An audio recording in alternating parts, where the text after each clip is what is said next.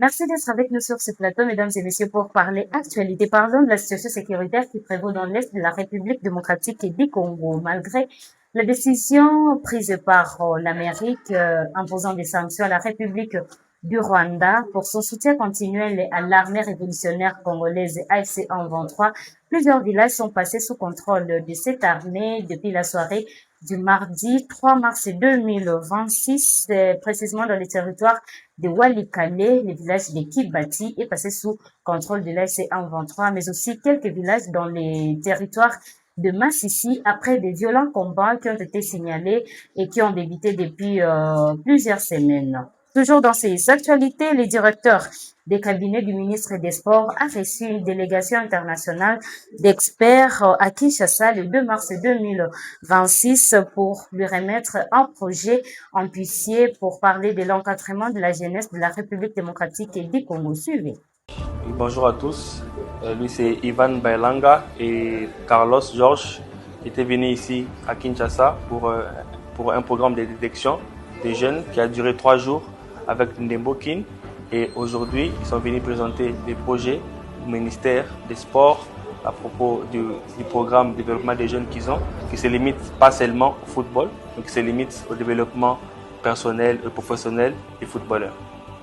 Nous sommes venus ici pour un programme de 3 jours à Kinshasa et un programme de détection et nous sommes très contents de ce que nous avons vu, de ce que nous avons exploré ici à Kinshasa. Et nous sommes vraiment très excités du programme qu'il y a au Congo de football et de la jeunesse congolaise. Nous allons voir comment ça va se passer avec nos projets futurs. Donc, nous sommes venus présenter les projets que nous avons ici au ministre, parce que c'est un projet très important ici, qui n'est pas seulement pour le développement des jeunes footballeurs, mais qui est aussi le développement professionnel et le développement personnel ici au Congo. Alors, comme le ministre est là, ils ont besoin aussi du soutien matériel que les ministres au niveau local pour faire des choses matérielles ici, la formation des coachs, la formation des jeunes footballeurs depuis les bas âges, parce que c'est ça la priorité. Donc pour ça, il faut que le ministère des Sports puisse appuyer ce genre de projet pour la jeunesse avec le matériel et tout ce qu'il faut pour la réussite de ces grands projets.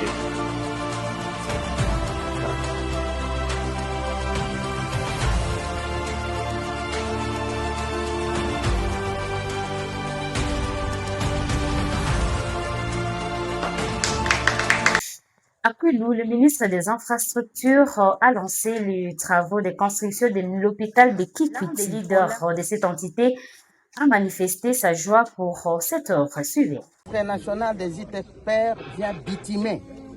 C'est pratiquement un prélude conjugal et linguistique. Mais le président de la République, qualifié du béton de la République, viendra cimenter, macadamiser. Voilà que Kwilu part du rouge Bordeaux au bleu. Et le bleu, c'est la paix. Parce qu'autrefois, nous avons dit que Kwilu était lâchement négligé. Cette province de Gizenga, de Kamitatu Masamba, de Takizala, de Mongolodiak. Mais à l'heure qu'il est, les jalons est brandi. Et c'est la paix qui gravite autour de l'emblématique saison. Ces bâtiments que vous voyez viennent d'un cœur ouvert. Ce n'est pas une baguette magique, mais ça vient d'une volonté politique du chef de l'État, le béton de la République et de celui qui est à ma droite. C'est monsieur colossal, abracadabrantesco, rocambolesco, un véritable ministre. Et les choix étaient très bien portés par madame la première ministre, Judith Souminois, que nous élevons au carré. Et un choix emblématique par le président de la République. Félicitations, monsieur le ministre. Félicitations à Papi Labila, que nous appelons Kakabo. C'est pratiquement une termite, c'est pratiquement une arc-en-ciel qui vient dire Nkongolo Zengamvula. Et ça, c'est Papi Labila. Et toute sa suite, l'ingénieur Patrick Mbumboudi. Et je vois Eddie Mananasi, à qui j'ai dit, est-ce que tu as prié? C'est une orbite historique. Donc, il y a nécessité que la population soutienne ces actions salvatrices, bienfaitrices, des actions mathématiques. Ça devient vraiment intéressant que d'avoir un hôpital pareil. Mais il nous manque seulement l'équipement. Dès lors qu'on a bouclé la boucle des travaux, il faudra qu'on équipe. Et les médecins, les infirmiers, les laboratoires, tout le monde qui travaille ici devra assainir ces milliers. Il faut garder la robe telle que Nanti. Et toutes les générations qui vont succéder à nous comprendront que Tshisekedi est passé, John Vance est passé et toute la génération. Que Dieu bénisse ces parcours historiques et nostalgiques pour la vie. Merci. Dans la ville-province de Kinshasa, plusieurs motards ont dénoncé les policiers, même non mandatés, qui exigent des sommes d'argent à ces derniers, même sans infraction pour la perception de la taxe de stationnement. Suivez l'un d'eux dans cet extrait. Omoni ba policier bae bakangi 10 moto ekomi kuna na la police okomi chef nationali de l'autre bon olobi nini pesa 100 000 totika moto na 100 000 naza na moto na 50 000 te pesa 70 000 obimi 70 000 opesi bapesi moto mais ça là document ya ke tukangaki yo moto totika okenda document ezate abengani okei après 10 minutes bazongi sous bakangi le même moto quand le même jour kaka le même jour.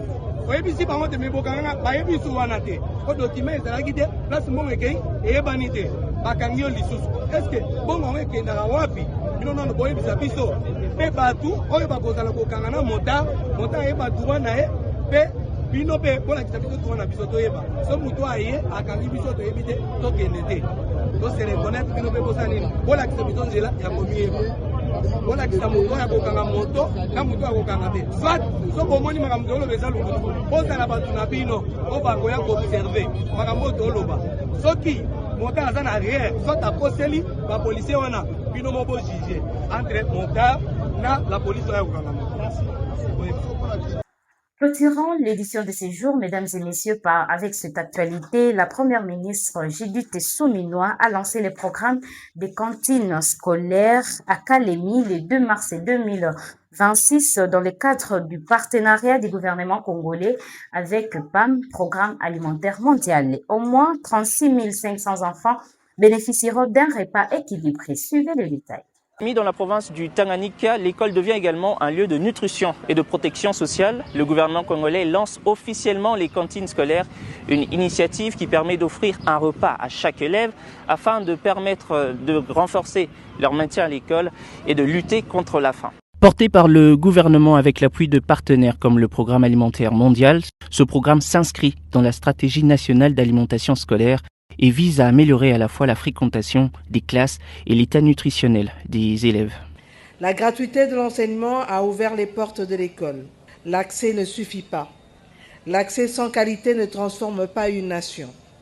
Une école sans conditions dignes ne peut façonner l'avenir. La transformation d'un pays ne repose pas seulement sur les infrastructures, elle repose sur des enfants en bonne santé, instruits et confiants.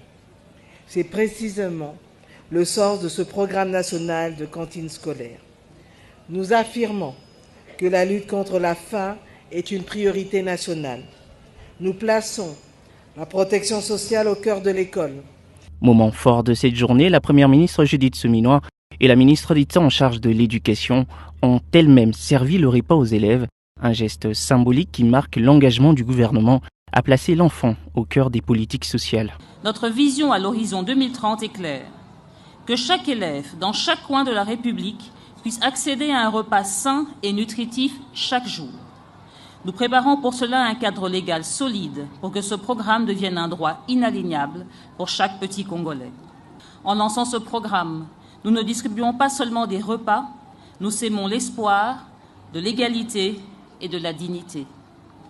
Que cette journée à Kalemi marque le début d'une ère nouvelle. Une ère où aucun enfant congolais ne verra son génie limité par la faim. Aux côtés du gouvernement, le Programme alimentaire mondial joue un rôle clé dans la mise en œuvre de cette initiative. Cette célébration va ainsi au-delà du symbole. Elle traduit notre volonté collective de garantir une mise en œuvre efficace de l'assistance, afin que chaque enfant reçoive quotidiennement un repas scolaire et puisse se consacrer à ses études. Le programme mise également sur la production locale.